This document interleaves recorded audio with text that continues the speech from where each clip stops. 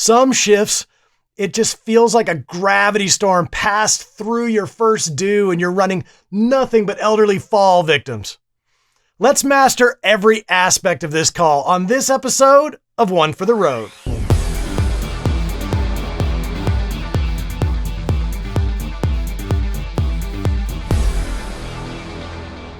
As people get older, their propensity to lose their balance and trip or fall goes up. Add to that illness, a neurological abnormality, or decreased mobility, and the chances of a fall go way up. Sooner or later, grandma or grandpa are going to fall down, and it's up to us to either get them upright and back in the game or give them a ride to the hospital. But there is a lot more nuance than that to these calls. So let's break it down in a little bit more detail. So on an elderly fall, once we've ruled out a medical precipitating factor, we need to do a detailed head-to-toe exam. As much as we might want that call to just be a simple lift assist, we need to rule out injuries before we get them up and put them back in bed or their recliner or wherever they're going. In this patient group, age and osteoporosis can make injury likely even from minor falls. The most common points of injury in elderly falls are the hip, the wrist, the humerus, and the pelvis in that order. And that makes sense because those are the areas most likely impacted when somebody falls over. So our assessment should really narrow in on those key impact points. We should make sure to assess them in detail.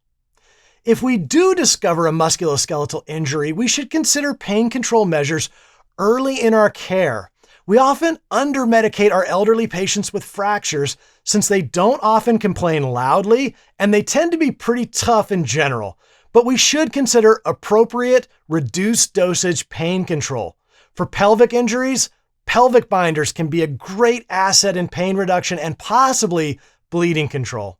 And we should also consider scoop-type axial carrying devices instead of backboards. These devices can both cradle and immobilize and lift patients without the need to roll them one way or the other. Another important comfort measure is padding our kyphotic and our osteoporotic patients appropriately.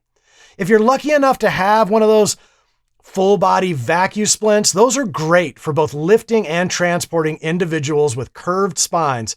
And if not, take the time to pad under those voids with pillows and with blankets. What may be comfortable in the living room will often not be once we're bumping down the road. So, if we have a long bone fracture, we need to resort to either the whole limb vacuum splints or maybe hard splints if the carrying device isn't adequate. And this all goes with the caveat that we don't stay on scene and perform complex musculoskeletal splinting with patients who are not hemodynamically stable. Those patients require a quicker type load and go strategy. However, for all but our sickest elderly victims, we do have time to stay on scene, to take our training, our equipment, and our techniques and bring them to bear to make our elderly patients more comfortable. Thanks for your time. I appreciate you watching. I'm Steve Whitehead, and that is One for the Road.